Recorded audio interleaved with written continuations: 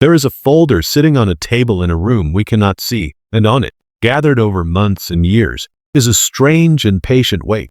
Tonight, that folder is finally opened in front of us. This is The Secret of Skinwalker Ranch, Season 7, Episode 14, Top Secrets. For 7 years, this series has followed a small and careful team of scientists and investigators as they have moved deeper into a 500-acre property in the Uinta Basin of Utah, a place long whispered about in ranching families, in native oral tradition, in the cautious footnotes of ufology, and now, slowly, in the cautious paragraphs of federal oversight. They have flown helicopters over the triangle. They have drilled core barrels into the Mesa. They have set infrared, electromagnetic, and radiation monitors around Homestead too. They have done what good science demands. They have returned again and again with the same instruments, the same discipline, and the same uncomfortable questions. And tonight, for the first time, those questions are no longer being asked by them alone. Reviewing what we have watched this season is its own kind of investigation, because the things held in that undocumented weight are not vague anymore. They are forms. They have edges. They are signatures captured on equipment that does not lie, in conditions that were, by design, as controlled as a stretch of working ranch land can ever be. Drill cores pulled from the Mesa have returned with shards of ceramic that radiate heat in ways normal rock should not. Aerial experiments, run with proper transect discipline, have helped map what appears to be a structured object resting somewhere beneath a section of the triangle at a depth and density that do not match the surrounding geology. Along the western ridge, seasonal heat signatures continue to arrive on nights when there is no weather to explain them. And the surveillance footage, the most patient and the most public of all the team's record-keeping, keeps catching objects in the sky that do not behave the way physics would prefer. Dr. Travis Taylor, the program's chief scientist and the mind behind much of its experimental design, has long insisted that the most responsible thing the team can do with footage like that is not to share it widely, but to slow down around it. Principal investigator Erik Bard has filled working notebooks with hundreds of pages of field notes that, taken together, no longer fit comfortably inside a single discipline. Taken together, they begin to behave like a single, very old, very quiet event.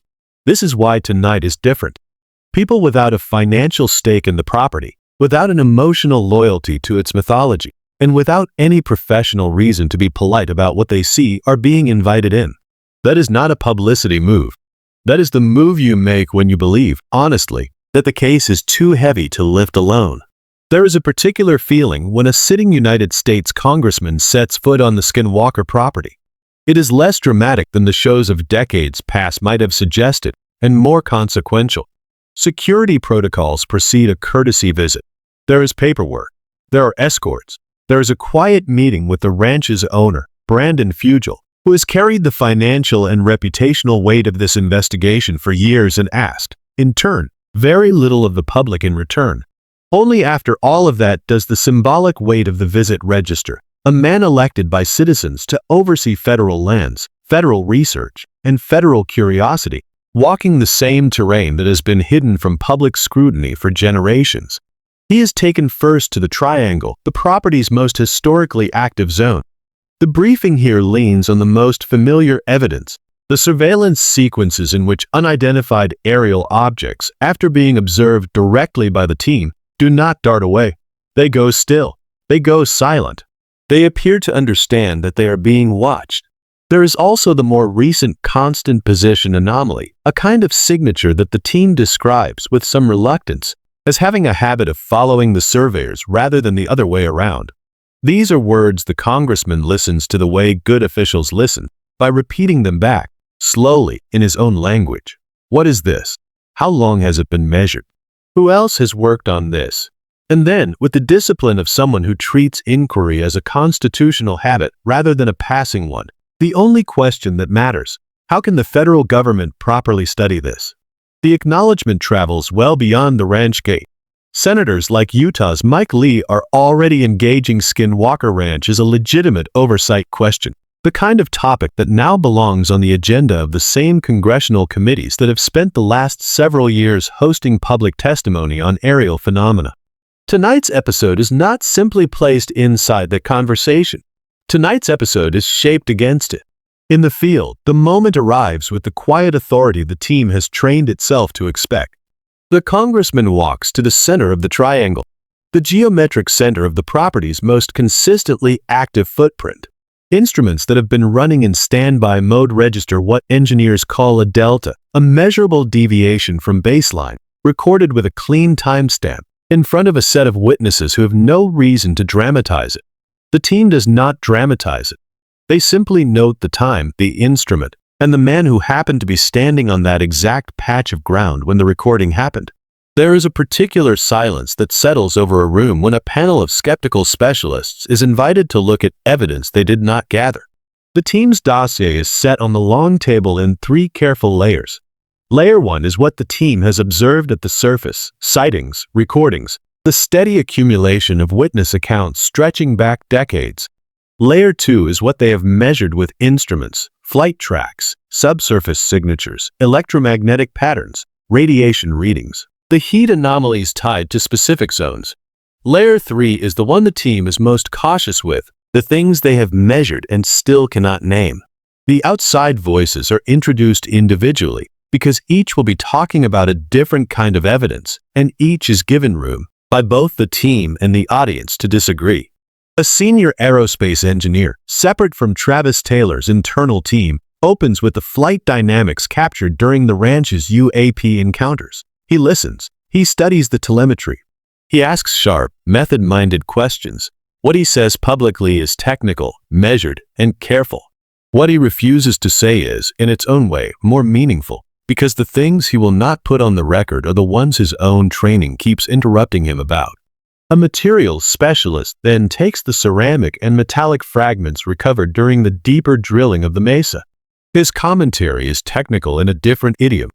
Microstructure under magnification, grain boundaries, heat, pressure, and age inferred from how atoms have settled next to each other over time.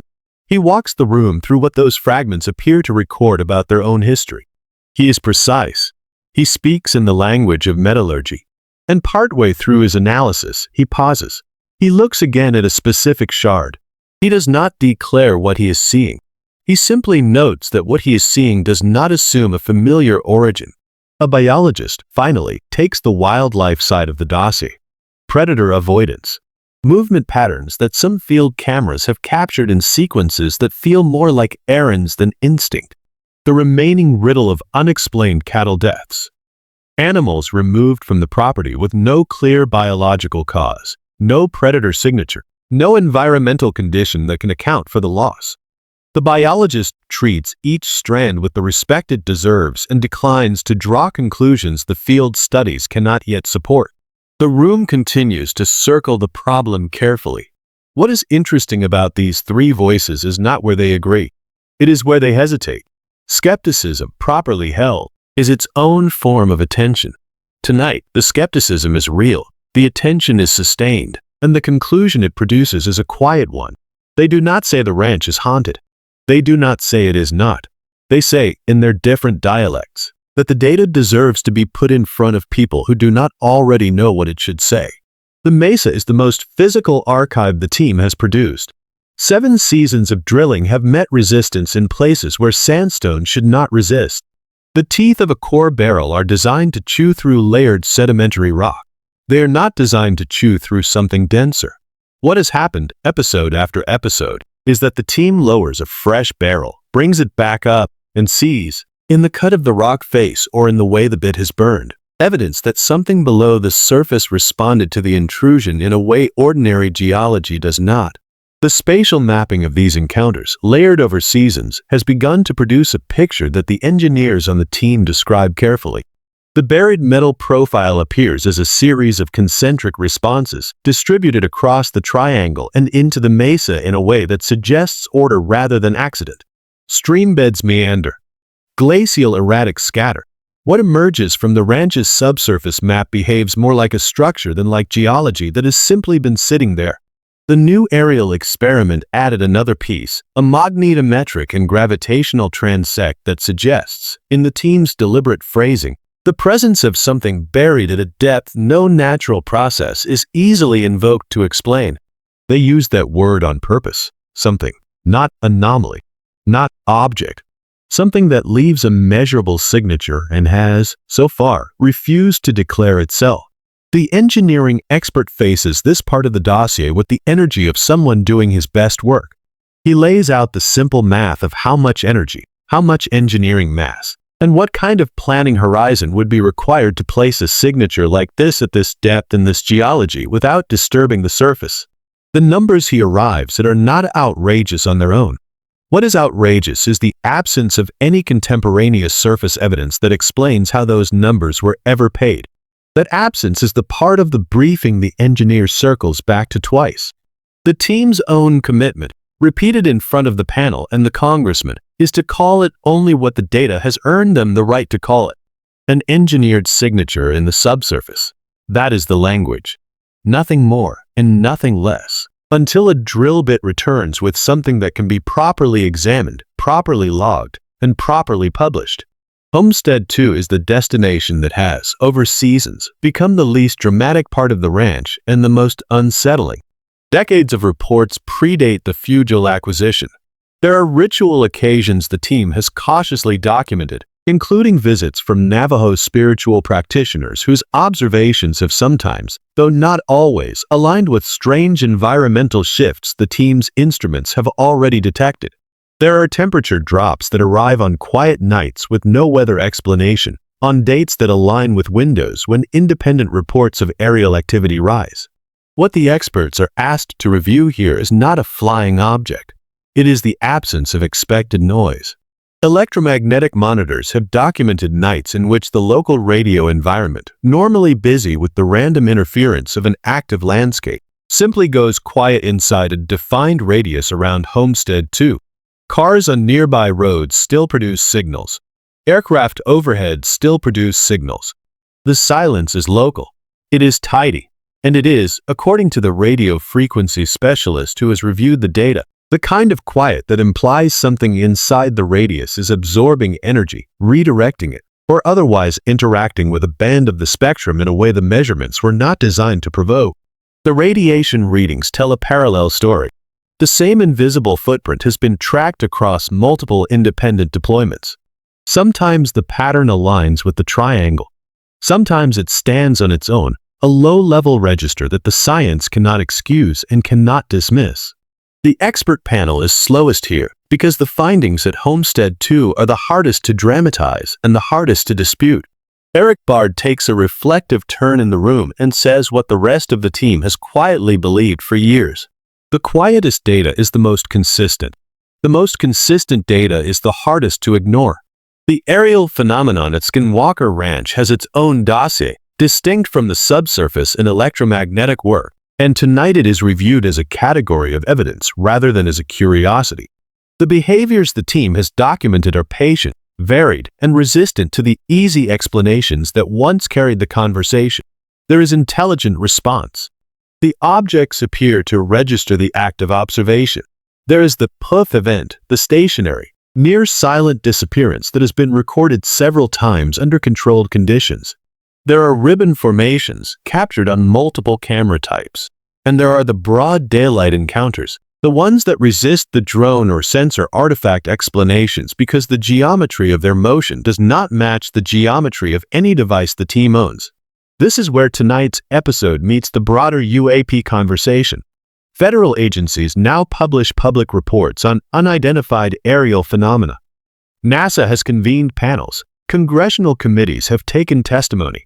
Skinwalker Ranch is, tonight, being cross-referenced with that literature by people who work in the same engineering vocabulary and who must, by professional habit, treat each claim with equal suspicion and equal curiosity.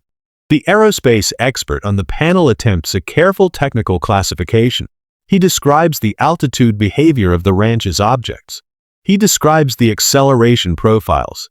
He describes the absence of visible propulsion, the absence of thermal signature, and the apparent absence of any flight control surfaces consistent with known aerodynamic design. He is honest in his conclusion. None of those characteristics, individually, is dispositive. Together, they are difficult to dismiss. Travis Taylor, seated at the same table, draws a quiet distinction that has guided the program from the beginning. There's a difference between cannot explain and will not explain. The team will not say a thing about these encounters that the data does not allow them to say, and the data does not, yet, allow them to say everything. 10 years is a long time to investigate a single piece of land. It has cost the ranch's owner money that most businesses would not have spent on a working hypothesis. It has cost the investigators time that could have advanced their careers in less controversial directions. It has cost the show the easy win of declaring victory, season after season, over a mystery that resists declaration. There have been public skeptics who have treated the work as entertainment. There have been quiet colleagues in adjoining fields who have nodded politely and changed the subject. There have been occasional, unfounded accusations that treat skepticism as if it were the same thing as evidence. Travis Taylor has, through the years, returned often to the difference between entertaining the public and protecting the data. The team's stated standard, repeated tonight, is that they will not publish an answer they cannot defend, and they will not defend an answer they have not earned. That is the only honest standard a show of this kind can claim, and it is the only one the older viewer, patient and discerning, is entitled to. There is also a tradition the show has never exploited and never ignored. The original ranching families who lived here before any of this became television. The Ute tribal history that long predates both. The witnesses whose accounts were inconvenient and uncool when the program began and who deserve, tonight, to be remembered as the first diligent observers the property ever had. Their voices are not used as ornament tonight. They are used as context. What the expert panel says, in their own understated way, is that this dataset, taken in its full weight, has crossed a threshold. Whether any one of them personally believes in the ranch's deeper claims is not the relevant question. The relevant question is whether the data, redundantly captured, redundantly corroborated, and now redundantly reviewed by outsiders, deserves the protection of proper peer-reviewed scientific channels. The room agrees that it does. And then, on that note, the pivot arrives. What the team announces next is not a single expedition. It is a coordinated, multidisciplinary program designed not to confirm but to falsify. Simultaneous subsurface drilling, multi-day aerial observation under tightly defined conditions, expanded electromagnetic and radiation monitoring across every active zone, controlled experiment designs with independent oversight. The architecture is deliberate. The goal is not to produce evidence that supports a preferred conclusion. The goal is to remove every conventional explanation a serious skeptic could reasonably raise, and to do it under observation by people who are paid to find conventional explanations. Specific zones are named. The triangle's center point, where the constant position anomaly has been most reliably documented. The deep Mesa signature, where the engineered response has appeared across multiple boreholes. And a previously off-limits band along the eastern ridge, where the team will, at last, be permitted to work under appropriate documentation. The Congressman says what he came, in part, to say. He will carry an unclassified summary back to the relevant oversight committees. The condition is plain. Continued rigor. Independent verification. No claims placed before the public that have not been placed before the work first. He is not promising the ranch a discovery. He is promising it a fair hearing. Each of the outside experts commits, on the record, to a defined role. One will monitor the subsurface data independently. One will challenge the material claims in writing. One will sign any public statement only if the data is sufficient to support it, and will publicly disclaim any conclusion the data does not. The team has invited the most skeptical possible audience this show has ever assembled. They have done so because, after 10 years, that is the audience they trust. Brandon Fugal takes the last beat of this announcement, and he chooses his words the way a man chooses them when he has long been prepared to be misunderstood. This is not a finale, he says. This is a transmission. Something the team has been carrying, on its own, for years is being passed forward, deliberately, formally, and on the record, to the wider scientific conversation that does not require belief in order to participate. The ranch has been a private investigation for a decade. Tonight, it begins to become a public one. What tonight's episode is not, in the end, is an answer. The panel did not solve Skinwalker Ranch. The Congressman did not solve it. The team did not solve it. What they did, together, was confirmed that the solution is no longer the team's responsibility alone. They confirmed that the case has grown heavy enough, the evidence has grown consistent enough, and the unanswered questions have grown public enough that the ranch now belongs, in method if not yet in formal jurisdiction, to the wider scientific community that has been politely pretending it did not exist. That promise the show has carried since its first frame remains intact tonight. No conclusion will be announced before the data allows it. The data does not yet allow the conclusion, and that is not a defeat. That is the only honest posture a program of this kind can hold. When the next season begins, it will be the first one in which Skinwalker Ranch is being studied by people who only now have agreed to look. There will be more drilling. There will be more flight time. There will be more careful, unentertained work with instruments that produce numbers rather than stories. And the ranch will sit, as it has always sat, beneath the same wide sky, holding on to whatever it has been holding. Outside the ranch gate, the light fades the way it always does over the Uinta Basin, slowly, honestly, without ceremony. If there is a secret here, it is not the kind that hides. It is the kind that waits. It waits to be properly listened to, properly measured, and properly asked. The asking has begun in earnest. In some ways, it started tonight.